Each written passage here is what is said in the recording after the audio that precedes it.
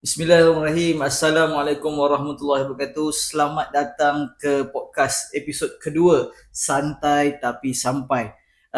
Kita dibawakan khas oleh Al-Isra' Group ya. Ini inisiatif di bawah Al-Isra' Group.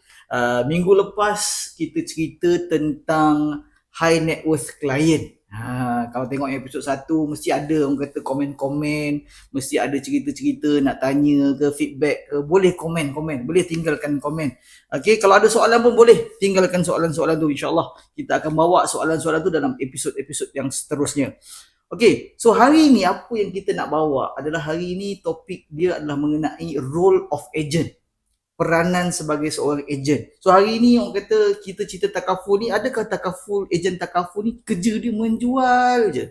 Kan? Menjual maksudnya nak promote sekejap-kejap takaful, kejap-kejap jual takaful. Orang nampak menjual sahaja. Jadi orang kata aktiviti tu selalu tersasar, kan? Jadi hari ni kita nak bincang sedikit topik sensitif lah, kan? Tidak lain tidak bukan bersama siapa lagi, bersama kita punya tetamu jemputan, Haji Rafiq.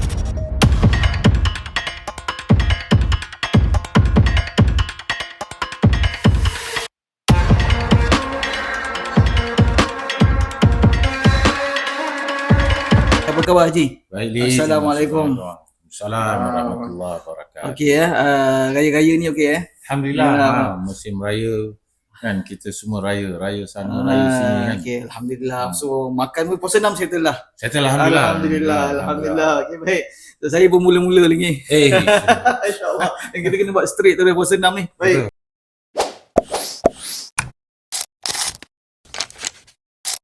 Tanpa buang masa lah, kita straight to the point. Topik hari ni je, kita topik ni orang kata topik yang agak sensitif lah. Tapi kita tak nak orang kata hit around the bush, orang kata. Tak nak orang kata, kita nak straight to the point kan. Takaful ni produk patuh syariah. Kan? Al-Isra' ni pula orang kata platform yang kita dah 20 tahun dah kita je. Kan? Jadi biasalah produk yang halal, tapi ada juga kadang-kadang ejen-ejen ni buat benda yang tak halal. Kan? So apa yang dimaksudkan dengan benda-benda tak halal tu? Dah jual benda takaful ni, kan? Tapi apa ya aktiviti-aktiviti yang mendatangkan ketidakhalalan tu je? Baik, alhamdulillah kita sekarang ini meningkatkan kesedaran.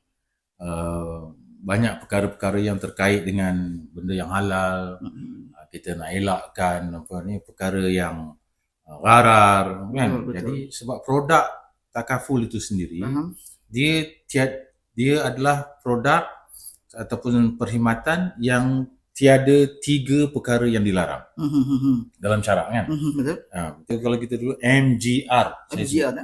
Kalau nak ingatlah, M maisir, G gharar, R riba. Jadi kalau boleh ingat MGR senang. Jadi kita ejen takaful ni kena ingat MGR ni, MG Ramachandran. MG Ramachandran ni adalah pelakon Tamil yang akhirnya jadi ketua menteri Tamil Nadu. Okey. Hebat dia. Jadi kalau kau tak kira. Jadi zaman kita orang dulu MG Ramachandran nama dia. Macam orang ingat apa ni pelakon-pelakon Hindi. Ini yang top lah. Jadi bila kita bercerita tentang takaful ni, role of takaful agent kan. Jadi role dia kena pastikan tiada MGR, tiada RGM, tiada RMG, tak kisahlah. Jadi 3 elemen ni jangan kita bawa campur aduk. Jadi produk tu sendiri dah sahih lah, dah halal lah, tak ada bimbang lah. Walaupun tak ada cop, tak ada cop halal, CJ halal. Ada baru-baru ni syarikat kopi dengan pembuat biskut dah kena tarik balik halal dia. Yang kita ni tak, bila nama takaful sahaja maksudnya halal.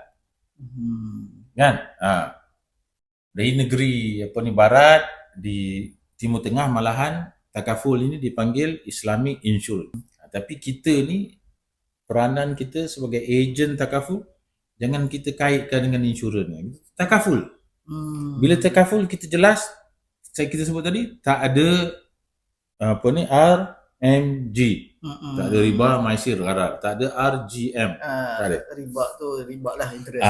Jadi bagaimana kita nak menegangkan? Itu peranan kita. nak menerangkan kepada masyarakat bahawa ini produk, ini perkhidmatan bebas 3 perkara. I see. Jadi Tekankan. peranan kita ni terkait dengan ilmu.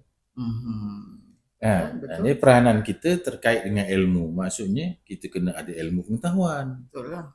Kan? Tak tahu maisir tu apa, oral tu apa. Ya, sebab sahabat sekalian, kalau di luar sana ada juga ahli masyarakat, dia duduk diam tapi dia punya pengetahuan tentang 3 perkara ni sangat-sangat mendalam. Okey. Bila kita cerita maisir, dia kata apa maksud kau maisir? Kan dia boleh bagi. Jadi kita kena bersedia lah. Betul. Kita cerita gharar, apa maksud gharar? Yeah. Dia ada dua perkara maisir dan gharar ni selalu tercampur aduk. Betul. Kan? Mana satu gharar, mana satu maisir. Dia gharar tidak tentu. Kan, tidak pasti. Habis maisir judi kan terkait. Sebab tu kena mendalami ilmu ni. Betul. Jadi peranan pertama sebelum kita nak menjual ejen takaful, maksudnya kita kena ada ilmu. Ilmu ni sangat-sangat mustahak. Kita sampaikan ilmu ni, kalaupun orang tu tak beli misalnya, orang tu tak nak terima produk yang kita, pasal kata saya dah ada dah produk. Tapi kita dah kongsikan satu ilmu. Peranan berkongsi ilmu yang benar itu dah dapat pahala. Ya. Okey. Baik. Jadi itu sangat besar peranan tu untuk mendalami ilmu. Saya dan kawan-kawan ada buat modul lah dalam program yang untuk jadi professional PITA tu kan, Professional Insurance Takaful Agent kan. Kena ambil exam kan. Betul. Modul 2 tu kita ada buat modul tu tentang peranan ejen takaful ni juga. Jadi saya telah kongsikan dan sekarang ni kita boleh kongsikan sama-sama kan bahawa dia kena ikut macam Rasulullah SAW. Peranan itu kita kena tahu sifat wajib Rasulullah apa dia? Sidik amanah tabligh. Ya. Itulah. Sidik amanah kan, tabligh fatana. Kena ikut benda tu. Betul. Jadi tambahlah sikit kan, yang bawah tu kan mungkin kena ada sabar sikit ke apa kan. Tapi yang itu sangat mustahak. Dia kena sidik. Terangkan yang benar. Betul. Terangkan yang benar ni. Sampaikan yang benar. Jadi saya test lah. Kita kadang-kadang cerita takaful ni. Saya pernah ditanya oleh seorang hebat, dia ada PhD dalam bisnes. Dia jadi agent insurance. Okey. Dia nak tahu tentang takaful. Masuk dalam kelas saya, profesional. Saya ajarlah dalam syariah RFP tu. Jadi kita cerita tentang takaful.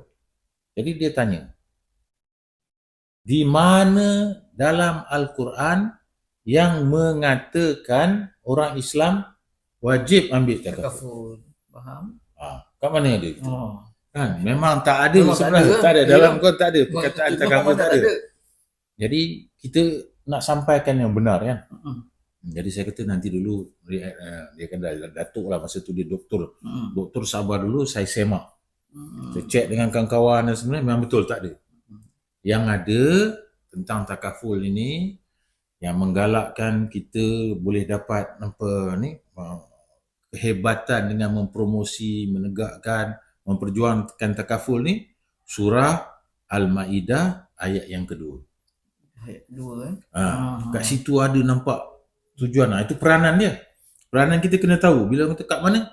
Dalam surah Al-Maidah ayat yang kedua. Al-Maidah ayat 2 kan. Wa ta'awanu 'alal birri wat taqwa. Wa la ta'awanu 'alal ismi wal udwan. Perkataan ta'awun tu saling bantu membantu. Jadi takaful ni saling bantu membantu. Jadi itu dia punya dalil. Kena tahu ada dalil. Buat takaful ni ada dalil dia, bukan sebab bos kita, sebab leader kita, sebab kita punya manager suruh terangkan. Ada dalil dia. Jadi sebab tu kena ada ilmu. Jadi saya terangkan kepada yang doktor India ni. India. Okey. Jadi saya kata benda ni kita dah tahu tadi tiada 3 perkara kan?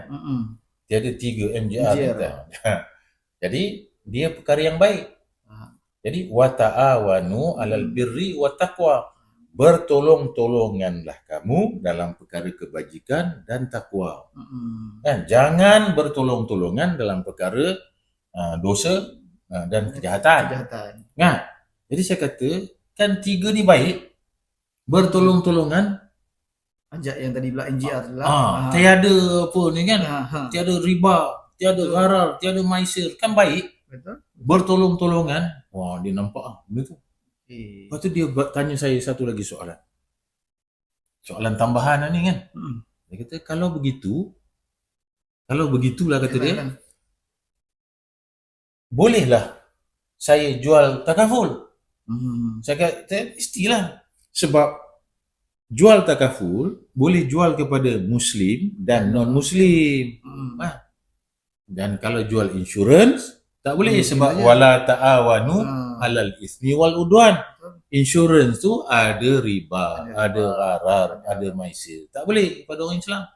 Jadi 2 target market takaful. 1 target market untuk insurans. Dia kata kalau macam ni baik saya jadi ejen takaful. Yalah, lagi banyak prospek dia. Kan? Tapi saya kata peranan kena betul lah. Sekejap lagi kita bincang kot. Betul. Apa benda lagi? Banyak cerita ni duduk kali dengar kan. Tapi tadi kita cerita pasal peranan ni kan. Apa kata sindik amanah tabligh fatonah kan. Kadang-kadang kan lagi kalau ejen ni dia ada yang macam semata-mata nak dapat sale kan. Dia kadang cakap klien tak apalah, tak payah beritahu lah sakit apa kan. Sebab yelah kadang dia nak sale kan. Kalau begitu sakit takut reject, tak dapat sale, tak dapat income. Kan? Tu kira macam mana tu Ji? Jadi itu dia tak termasuk dalam yang 4 tu kan? Sidik, amanah, tabligh, fatanah. Jadi tak sidik pun tu. Betul lah. Tak benar. Sebab perlindungan takaful ini kan ada isunya. Kalau sakit itu mesti dimaklumkan. Selalu orang kata ini tolong menolong. Kan? Kalau aku dah sakit, patut tolonglah. Kenapa tabung ni tak boleh terima? Jadi macam mana kita nak rungkaikan persoalan ni kan? Kan? Katanya tolong menolong. Betul lah. Saya tengah sakit ni kan. Kena tolong lah. Jadi tolong menolong di situ bermaksud daripada tiada kepada satu kejadian. Kalau dah ada kejadian, itu bukan tolong menolong namanya. Itu tolong-tolong. Kan? Bukan tolong-tolong. Jadi kalau kereta kita ambil. Kalau kereta yang kita nak lindungi, kereta tu dah rosak ke? Yang elok lah. Yang elok kan? Betul. Kita saling bantu-membantu. Kalau berlaku apa-apa masalah, berlaku apa ni, ke pelanggaran, kecederaan, kecacatan kan pada kereta tu misalnya yang rosak kerosakan, kan? Baru kita tolong. Betul. Begitu juga dengan kesihatan, begitu juga dengan nyawa. Kan kita lindungi orang yang hidup. Kalau dah mati orang tu kita nak lindungi macam mana? Jadi kena faham tu. Sebab tu ilmu musa patah balik tu kan. Jadi kita kena terangkan yang betul. Saya ada kes benar. Kes benar yang saya pernah cerita sebelum ni kat mana tu. Satu orang ustaz ni ejen tak disclose pun bahawa ustaz ni ada sakit-sakit tertentu. Walaupun dia tahu tu ustaz dia apa semua, dia isi borang je apa semua. Isi je kan. Isi dia nak sale kata dia kan. Jadi dia tak maklumkan bahawa ustaz ni ada ambil ubat sekian-sekian, doktor ada apa. Boleh buat pemeriksaan kesihatan. Kan? Kalau lepaslah kan, tak ada masalah. Jadi sebab nak buat sale saja, selepas hampir setahun mati ustaz ni. Okey. Dan bila anak-anak semua harapkan adalah perlindungan, keluarga harapkan ada perlindungan, tapi bila tuntut tak dapat. Kena reject. Sebab apa? Diketahui daripada medical report sebab kematian disebut sakit yang ada tu. Yang tidak dizahirkan. Sebab kontrak perjanjian ta'awun ni, tolong menolong ni, perjanjian apa ni, takaful ni ialah perjanjian yang mesti kita ikhlas, mesti kita tunjukkan, dia panggil ube rime faide, yang tulus ikhlas. Oh. Mesti terang kan? Sekali lagi sebut tadi. Ube Rime Friday. Ube Rime Friday. Maksudnya mesti beritahu dengan sejelas-jelasnya. Tak boleh berselindung di sebalik penyakit. Kan? Jadi mesti tulus ikhlas, kena beritahu. Kalau tak beritahu macam mana orang nak tahu kan? Penyakit tertentu boleh dilindungi. Kan? Ataupun penyakit ini sebab dah ada, kita tak payahlah lindung. Exclude je lah. Exclude saja. Tapi mesti zahirkan dengan Ube Rime Friday. Itu bahasa Latin. Bahasa Latin.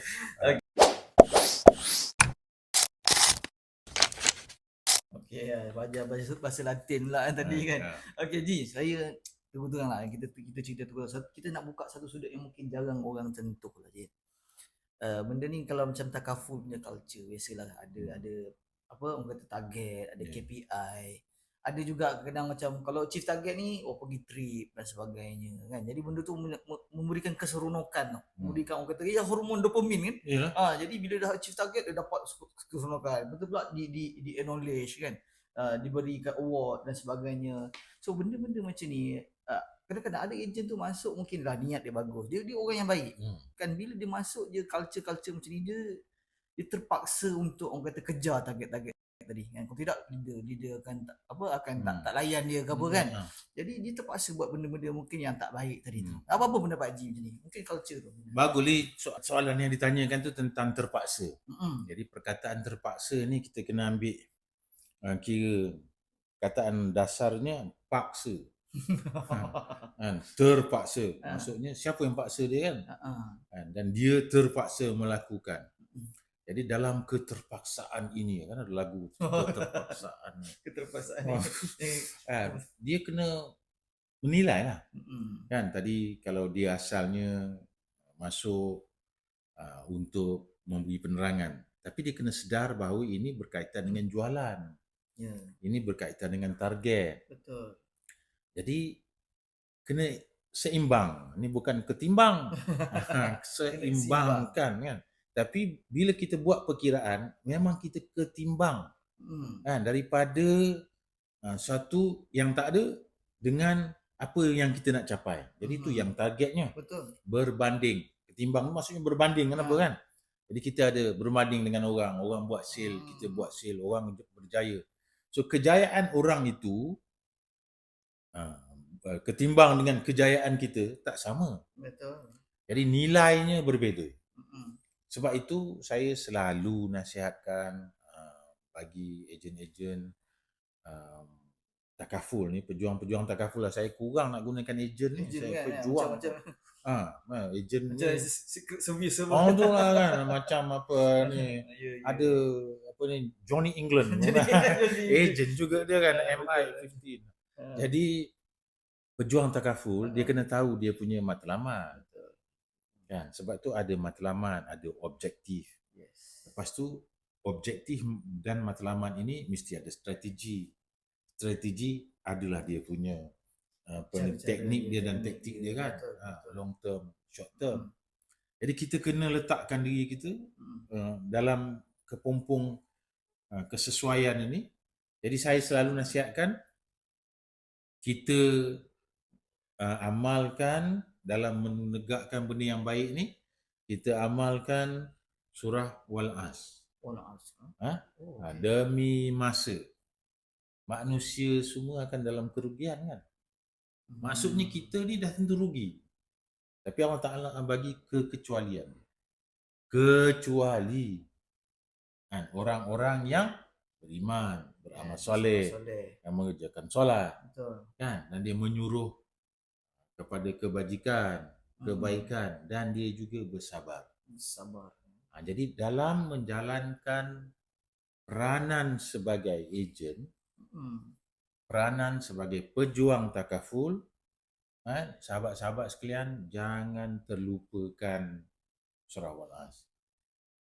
Jadi orang lain mungkin berjaya, tapi kita belum tentu rugi kalau kita ada kekecualian yang Allah Ta'ala dah berikan untuk kita kan.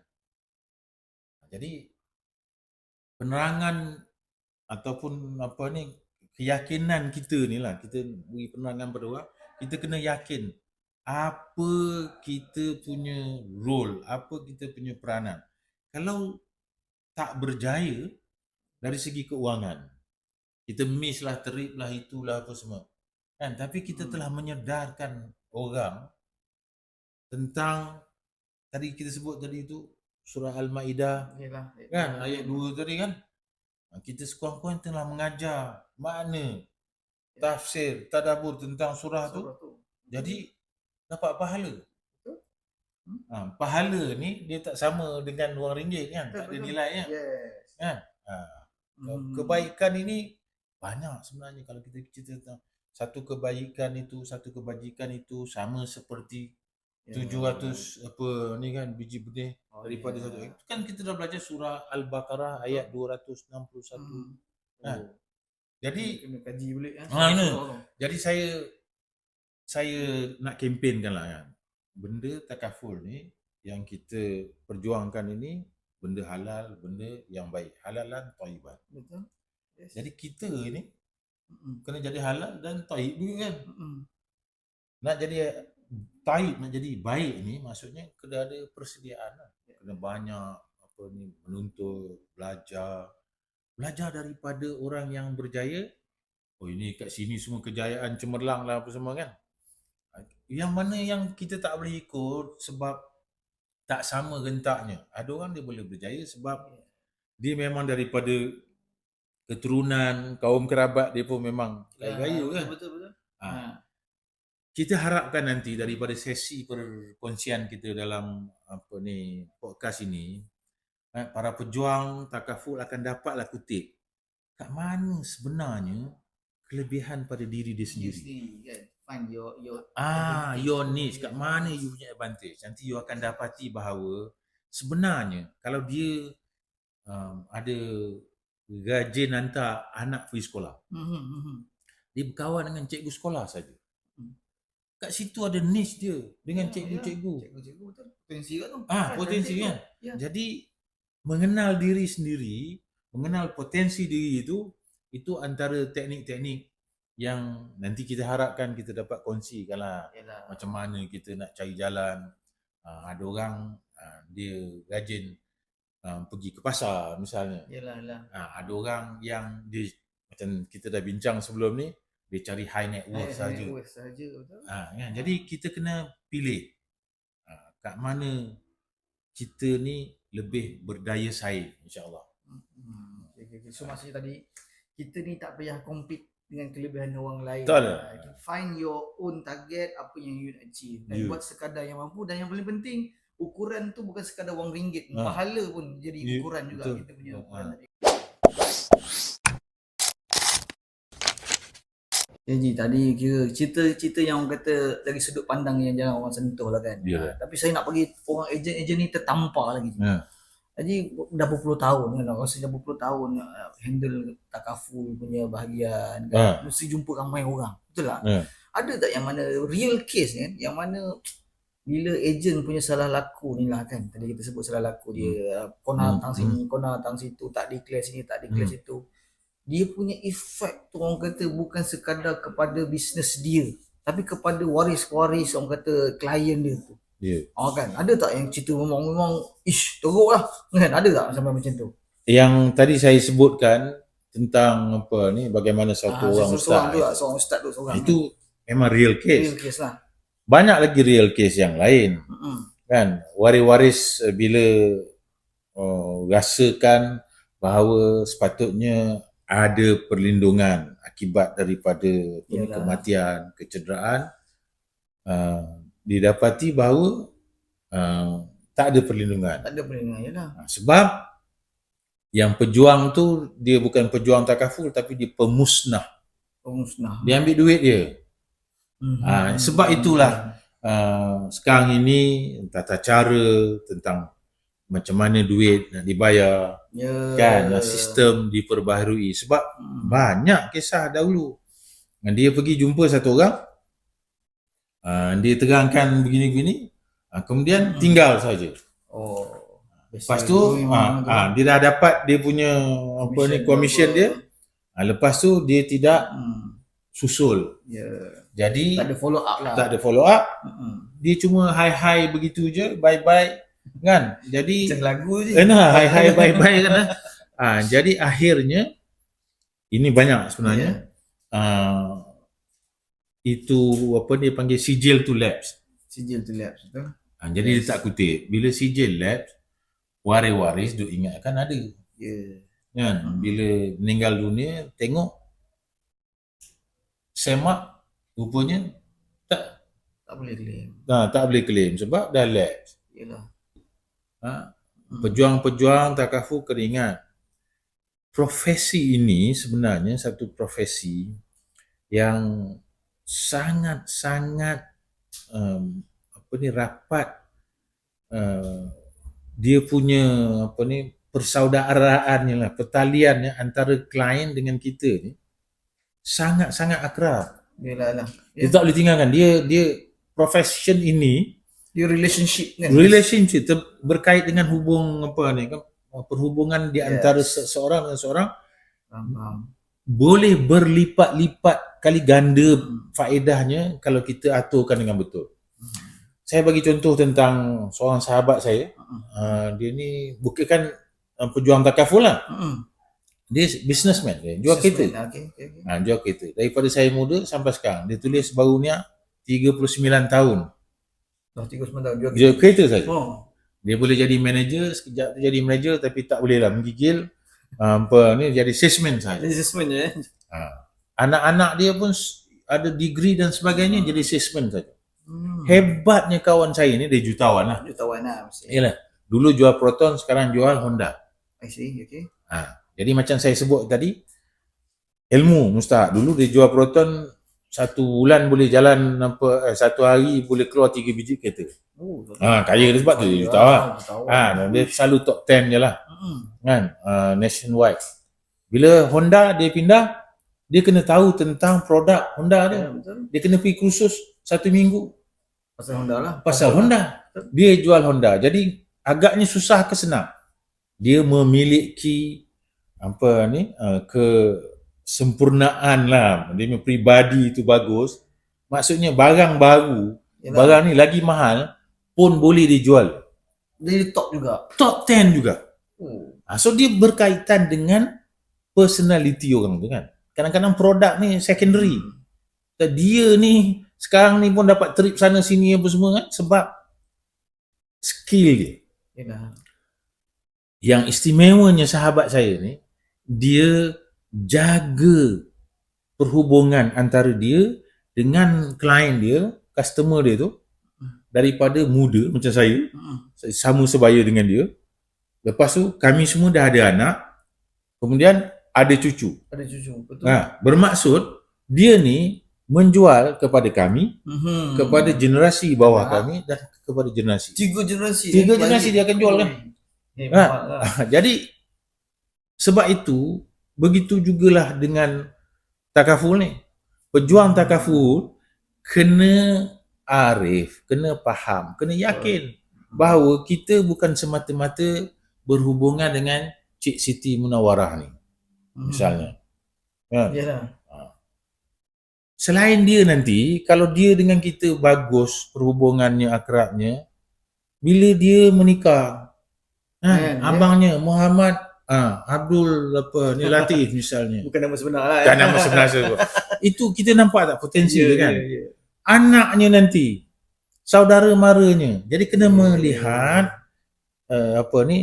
carta yang lebih besar.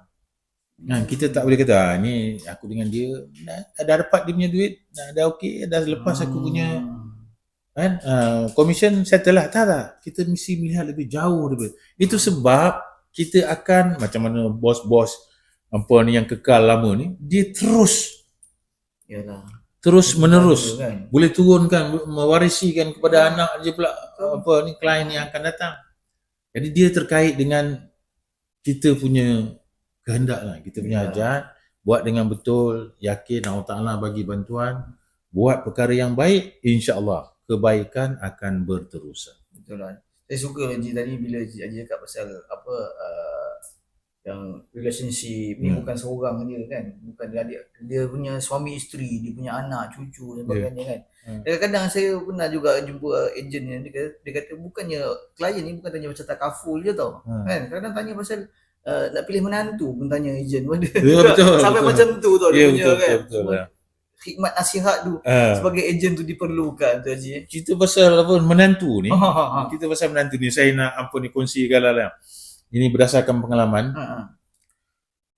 Boleh dijadikan sijil takaful itu sebagai hantaran. Boleh je ni. Wah, ini ilmu sikit tip ni. Kita nak menikah dengan Siti Munawarah kan.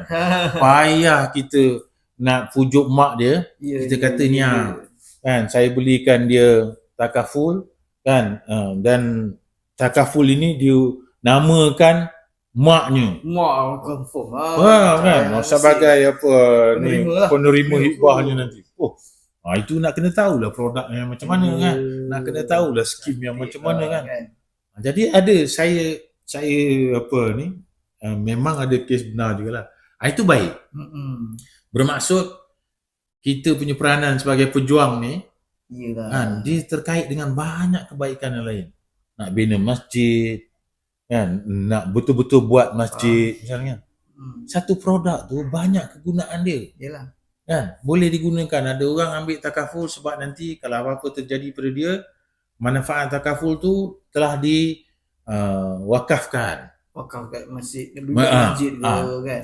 Ada satu orang tu, dia punya hajatnya supaya duit manfaat tu akan dibelanjakan untuk buat kolah air semayang. Kolah air semayang. Kolah air semayang spesifik dia punya spesifik kan? Kolah ambil air semayang kan, di semua masjid dan surau-surau sekitar daerah tempat dia dilahirkan. Masya-Allah.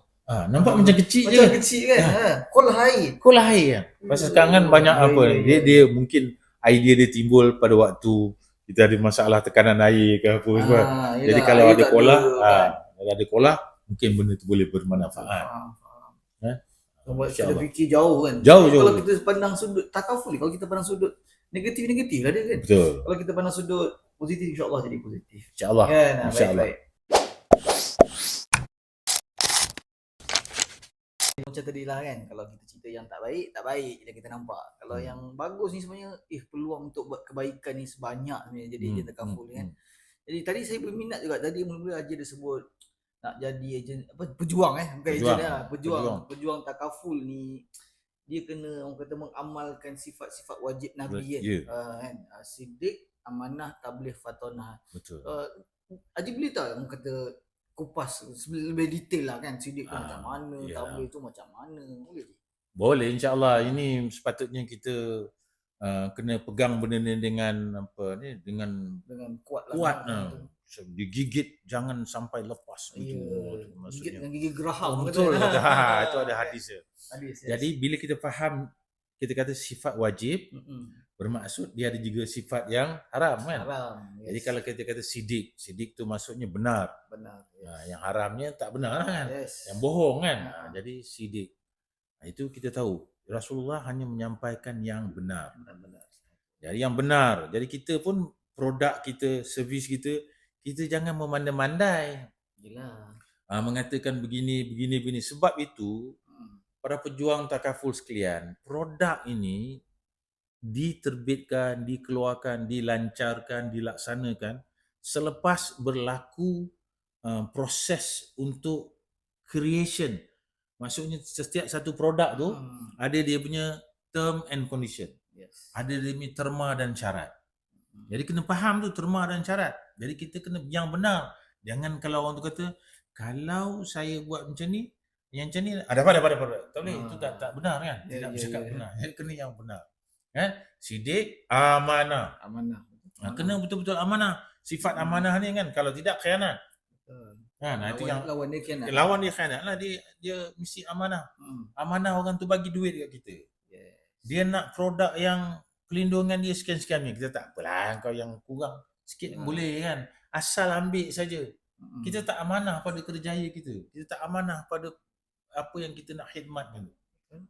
Jadi sidik, amanah, Lagi tabligh. Kita sampaikan. Kita tabligh tu menyampaikan, kita tak boleh sembunyikan. Yes. Yang ini ada, yang ini boleh buatnya. Jadi sebenarnya ringkas, senang saya. Kalau kita faham benda tu lah kan. Lepas tu fatanah, bijaksana. Yang tu tadi tu sebut tu, kita kena tahulah. Dan kita kena tahu sebenarnya yang kita nak servis ni, yang kita nak bantu ni bukan diri kita. Kita nak bantu klien kita. Jadi kita kena berilmu, kita kena faham apa kehendak dia. Kadang-kala dia tersilap.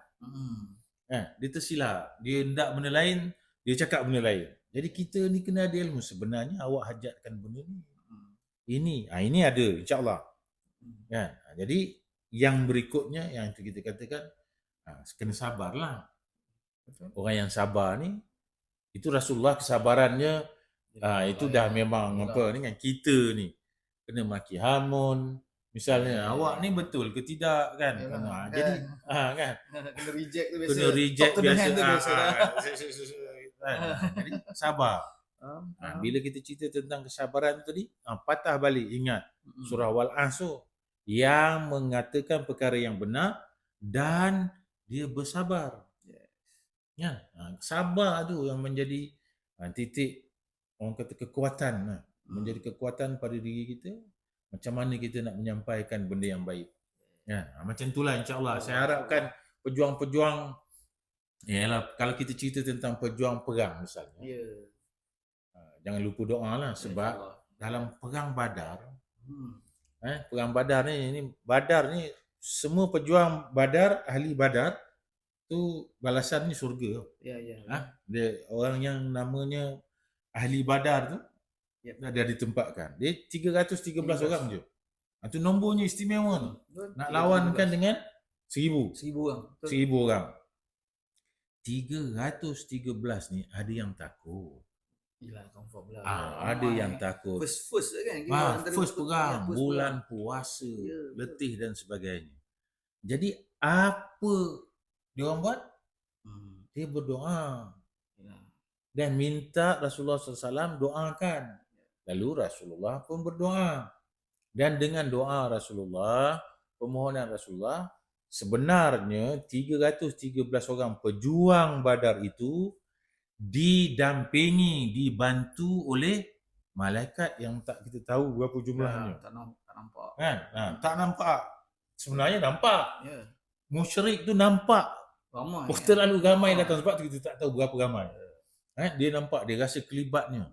Dia rasa gerun dan kemenangan bagi 313 pejuang Badar. Jadi kalau kita ambil tiba daripada itu, nama kita pejuang kan. Pejuang takaful. Jadi sabar dia terkait dengan doa. Kan, jangan lupa berdoa. Kita kaitkan lagi dengan bagaimana pula pejuang perang Uhud. Panjang ceritanya. Apakah penyebab orang cerita tentang apa ni kan, perang Uhud ni apa semua? Satu je tak ikut. Kan Rasulullah kata jaga tempat bukit pemanah tu. Jaga tempat pemanah tu. Tapi ada orang yang lebih gairahkan kepada ghanimah. Dia hendakkan harta yang nak direbutkan tu. Jadi kita ambil nilai tu je. Kan, perbandingan kita ulang balik. Saya selalu tekankan semua. Benda yang kita meniagakan ni bukan bola sepak, bukan bola tenis, bukan bedak dan gincu, bukan sarung kaki ataupun kasut. Kan? Yang kita nak perjuangkan ini adalah takaful. Takaful tu kita dah belajar kan. Apa definisi dia? Dia benda yang baik. Kita ambil itibarnya, kita ambil dia punya dalilnya daripada surah Al-Maidah. Surah apa ni? Ayat yang kedua, surah Al-As. Kita ambil surah Al-Baqarah. Kita tahu bahawa ni benda yang baik. Jadi benda yang baik ni tiada contoh selain daripada Rasulullah SAW. Jadi dalam perbuatan kita, dalam kerja kita, kita pegang benda tu insya-Allah. Baik. Harapkan dia bermanfaat. So memang hari ni sebenarnya kita rasa kita hari ni bukan cerita pasal orang kata nak menghukum, cerita pasal nak hukum siapa buat salah tak. Ya. Jadi macam kesedaran hari ni. Jadi kita InsyaAllah. macam kita cerminkan diri sendiri, selama ni kita jadi ejen takaful, selama ni kita buat bisnes ni, adakah kita sebenarnya educate klien kan? Adakah kita sebenarnya orang kata membantu klien ataupun sekadar ambil kesempatan. Sebab tu jangan jadi ejen. Jadi pejuang lah tu. Jadi pejuang, Saya cadang kalau jadi pejuang, sebab pejuang tu baru kita nampak dia punya naratif dia yang ada banyak bantuan, ada banyak petunjuk teladan yang harus kita petik untuk menjayakan matlamat. Ya betul, ingat tuan-tuan dan puan-puan, ejen takaful, menjadi ejen takaful ni dia orang kata tadi berkait rapat bukan sekadar orang kata target dan sebagainya, tapi dia sebagai amanah juga kan. Kita ni menjadi ejen takaful ni, kita bukan diukur sekadar orang kata berapa banyak yang kita achieve, berapa you punya result, tapi bagaimana mendapatkan result tersebut kan. So mungkin kadang-kadang kita buat hari ni ada salah laku yang terlepas kan, mungkin kita terlepas daripada hukuman undang-undang dunia kan, tapi benda tu semua akan dicatat nanti kan, dicatat di mahkamah Allah Subhanahu Wa Taala nanti.